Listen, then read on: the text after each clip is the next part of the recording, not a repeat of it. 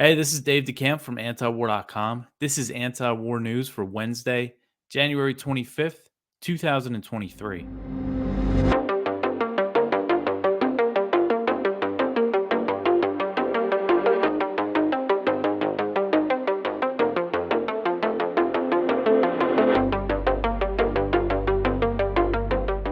All right, the first story at the top of antiwar.com today looks like the US is going to, after all, send its own M1 Abrams tanks to Ukraine.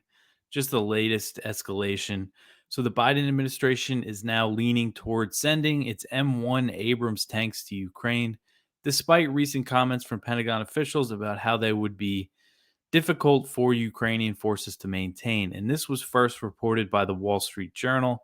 Then a few other outlets picked it up with their own sources. It looks like the Biden administration is about to announce that it's sending these tanks. The Associated Press later reported that the administration is poised to approve the transfer under the Ukraine Security Assistance Initiative, and this is allows the US to purchase equipment for Ukraine. It's different than sending the weapons, straight from US military stockpiles. Military aid under this program, the Ukraine Security Assistance Initiative, it could take months or even years to deliver these tanks. So Ukraine might not be getting them for a while, but either way, even if they were just sending tanks from US stockpiles, they would still take at least a few months, from how I understand it, to train Ukrainians how to use them, which they would probably do in Germany. But still, regardless of how long it's going to take, this is a huge escalation, and it could be announced as soon as Wednesday. I think we should expect to see this announcement happen, very soon. And it's not clear how many tanks the U.S. are gonna pledge for Ukraine, but the Wall Street Journal cited unnamed U.S. officials who said the administration could send a significant number of the Abrams tanks, and it's part of a deal to get Germany to send a smaller number of its own Leopard 2 tanks. So, also on Tuesday, a source told Reuters that German Chancellor Olaf Scholz has decided to send tanks to Ukraine and to allow other countries that have the Leopard 2 to do so as well. So it looks like all that pressure on Germany has worked. They're ready to send the tanks now. And Schultz did say previously, I believe last week, that Germany would only send the tanks if the US also sent its own Abrams tanks. So Poland said on Tuesday that it formally asked Berlin if it could export its Leopard 2 tanks to Ukraine.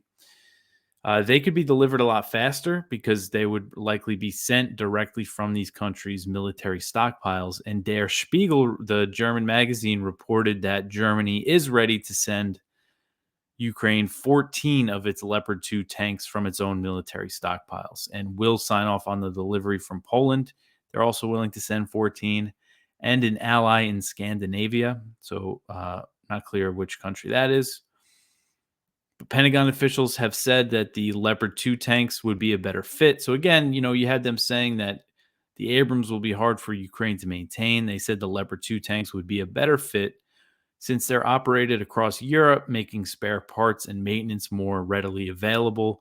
But German officials wanted the US to also send the Abrams tank, and this is interesting, over fears that Ukraine could end up with a large fleet of mostly Leopards, which are German made tanks.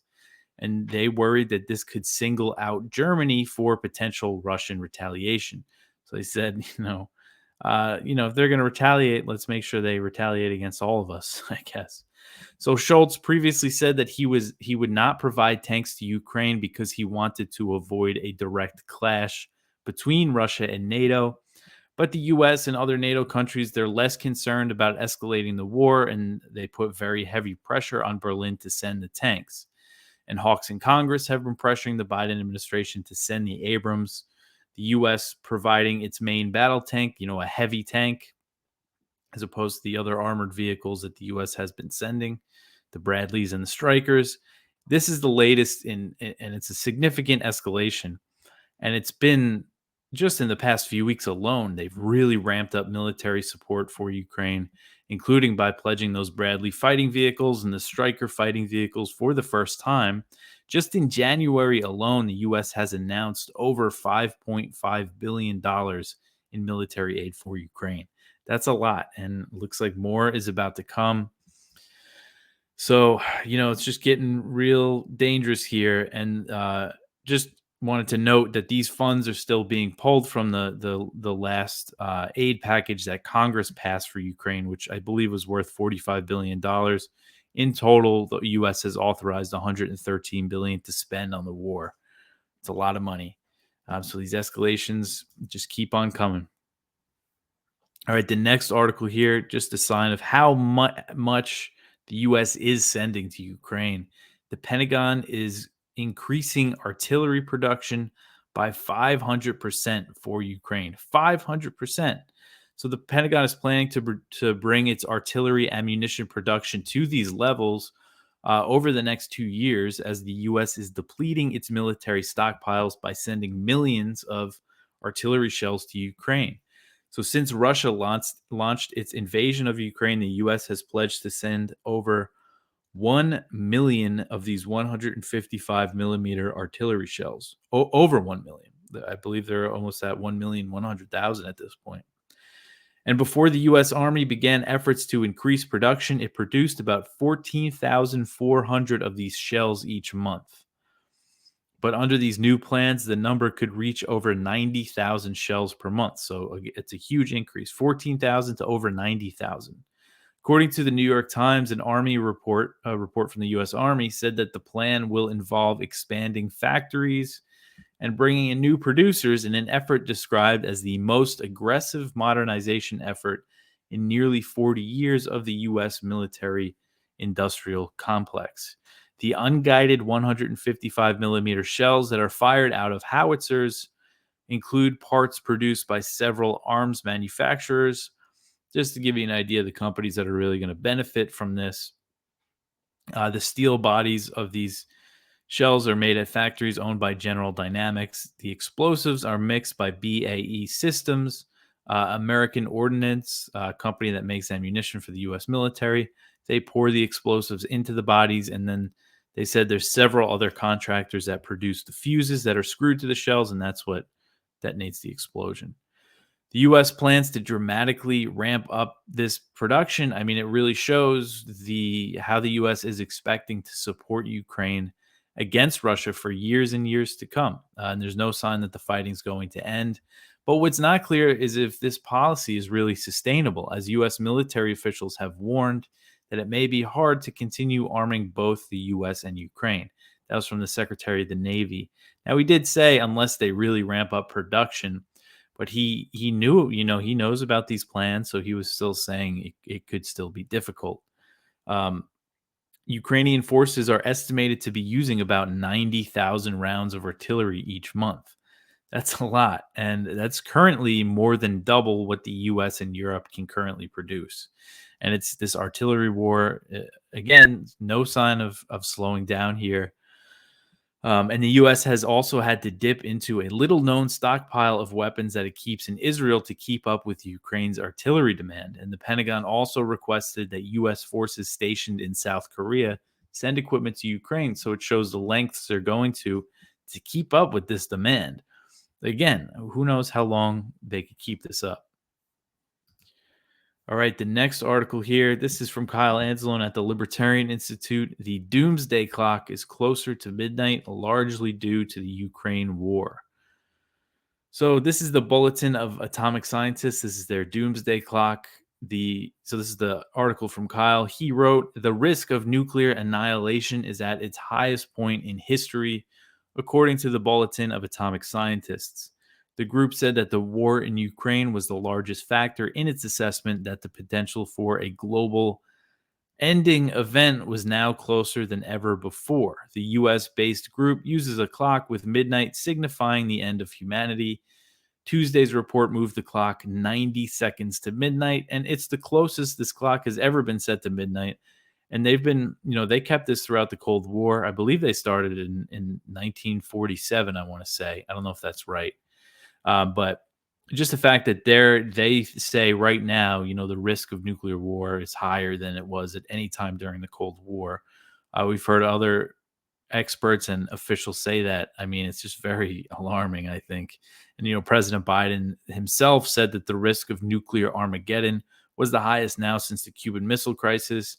And here they're saying it's, even higher than than that. The Bulletin of Atomic Scientists said its recent assessment that nuclear Armageddon is closer than ever because of the war in Ukraine and the risk of nuclear conflict. Their report also said that climate, biological, and disinformation were factors in its assessment. I don't really know what they mean by that, disinformation. Um, but so, it's just another warning of the situation we're in today, where the U.S. And is basically locked in a proxy war against Russia and just continues to escalate. The U.S. and all of its allies just continue to ramp up escalations.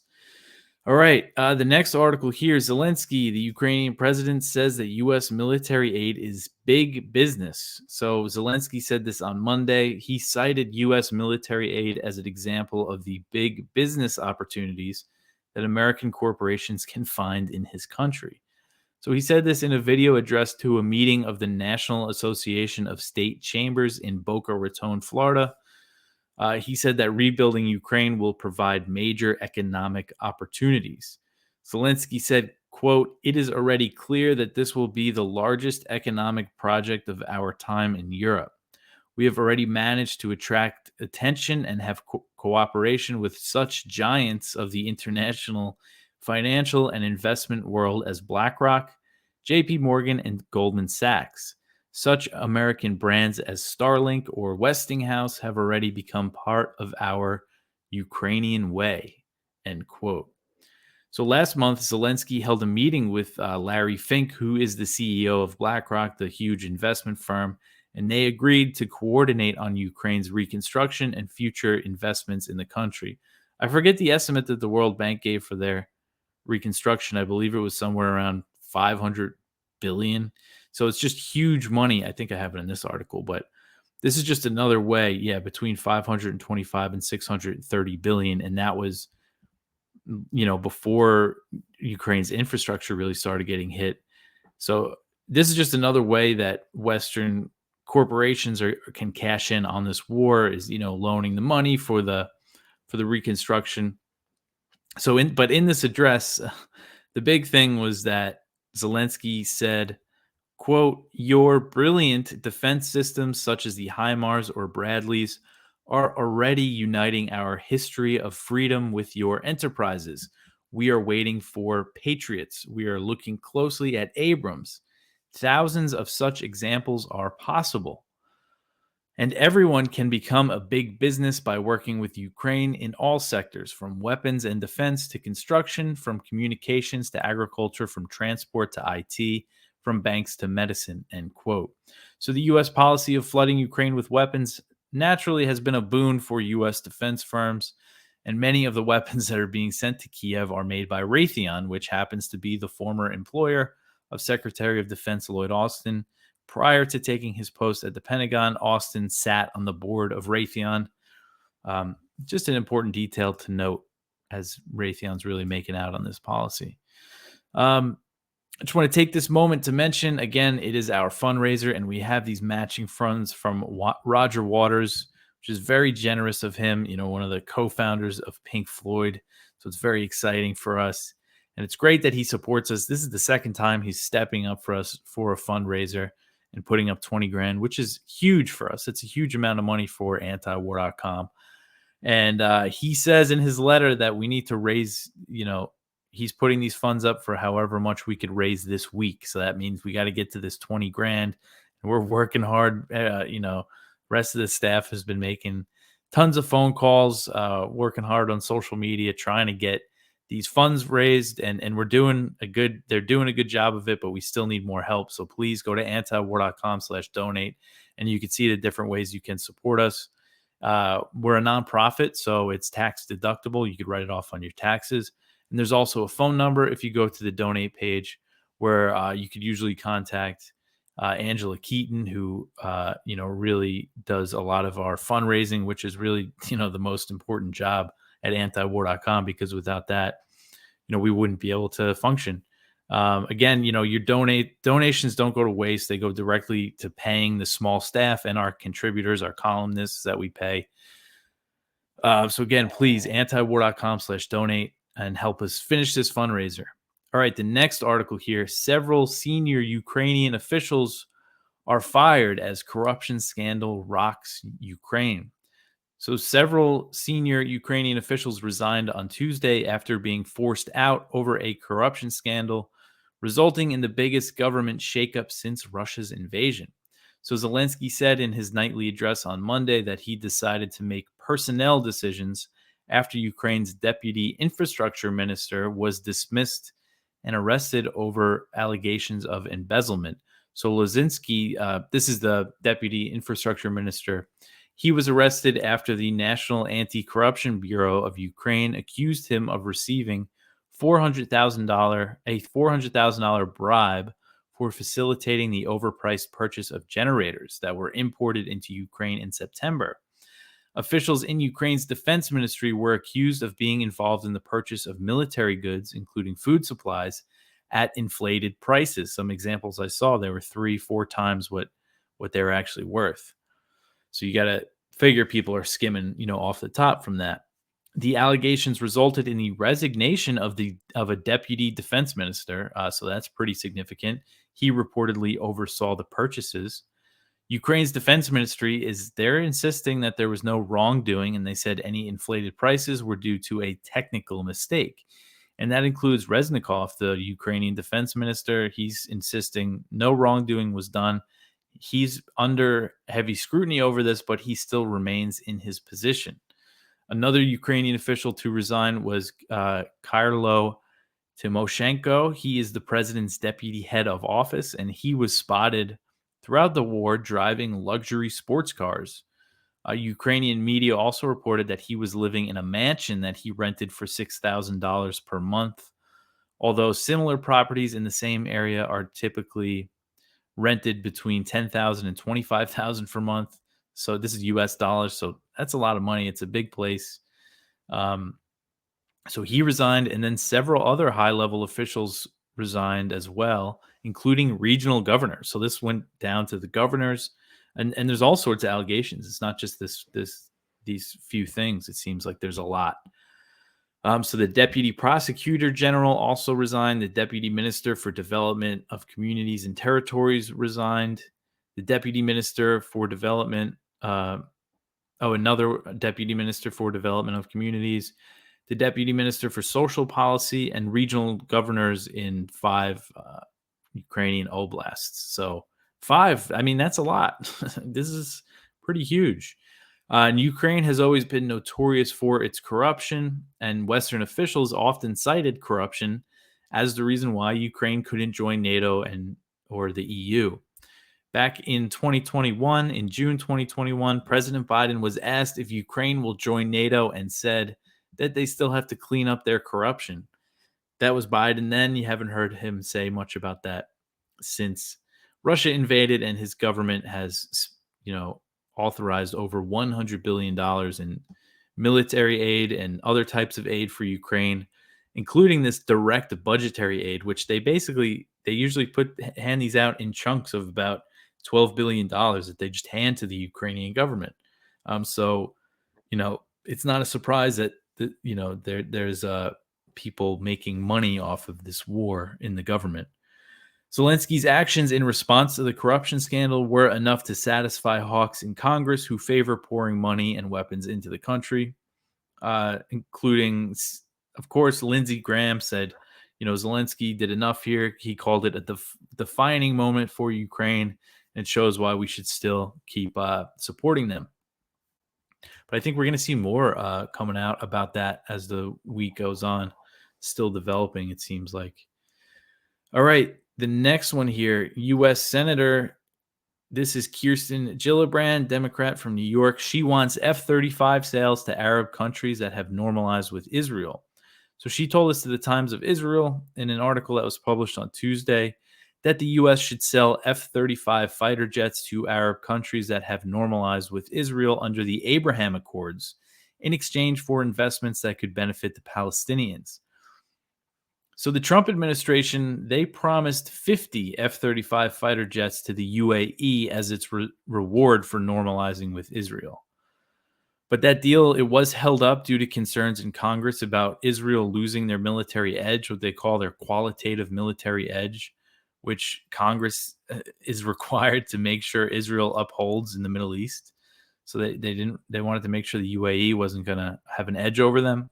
But anyway, Israel ended up giving him the okay. And the Biden administration ultimately says that they support this F-35 sale. And it's part of a huge $23 billion arms deal that also includes Reaper drones and types of munitions. But the sale still hasn't been finalized. It still hasn't been pushed all the way through. I'm not sure what the delay is. But a major aspect of the U.S. push to normalize with Israel is to form an anti-Iran military alliance in the region, and arming these Arab countries with, this high-tech equipment is part of that. And Gillibrand said that the Abraham Accords countries should invest in humanitarian projects for Palestinians in exchange for, quote, F-35s and other technology that they are desperate for that helps them create a regional missile defense system against Iran, end quote. And that's what Israel wants this alliance to be focused on, is integrated missile defense. Gillibrand made the comments after visiting the region along with 6 other members of the Senate's Abraham Accords caucus. The U.S. is pushing for more countries to normalize with Israel. So far, the UAE, Bahrain, and Morocco have opened up with Israel under the Accords. And Gillibrand, she's saying that expanding these normalization deals should not be hindered by Israel's plans to expand settlements in the West Bank. She's basically saying, it shouldn't be a factor, the fact that the new Israeli government has pledged to really dramatically expand settlements and eventually annex the West Bank. Netanyahu and the U.S., they want to normalize with Saudi Arabia. And another Democratic member of Congress who spoke with the Times of Israel on the condition of anonymity, so we don't know who it was, said that there would likely be enough support in Congress to reward Saudi Arabia with major arms sales if it decides to open up with Israel. So they're looking to bribe the Saudis with arms deals. Both Saudi Arabia and the UAE are members of a U.S.-backed coalition in Yemen that is notorious for bombing civilians.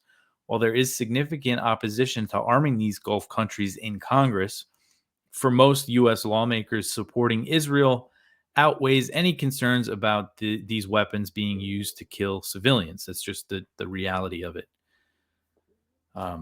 All right, the next article here. Turkey postpones NATO talks with Sweden and Finland after the Quran burning protests. So Turkey, this is according to the Turkish broadcaster TRT World. They say Turkey's postponed these planned talks. The report cited Turkish diplomatic sources who said the meeting was set to take place in Brussels next month, but was postponed after a request from Turkey. And then Finland's foreign minister signaled that the talks are going to be delayed. He said that a timeout was necessary before the Turkey, Sweden, and Finland return to these 3-way talks. On Monday, Erdogan said that Turkey would not support Sweden's NATO membership due to this protest. They burned a Quran, or maybe multiple Qurans, the Islamic holy book, in front of the Turkish embassy in Sweden. It was led by a Danish-Sweden politician who leads the Stram Kurs party in Denmark, which translates to the Hardline Party, Rasmus Paludan. I don't know if I said his name right. But Sweden and Finland have said that their NATO memberships were linked. They've said all along, we're not joining without the other. But Finland's foreign minister suggested that they could be opening to changing this policy. When asked if it still made sense for Finland to only proceed, on its membership along with Sweden, he said his country would have to evaluate the situation if it turns out that Sweden's application is stalling for a long time to come.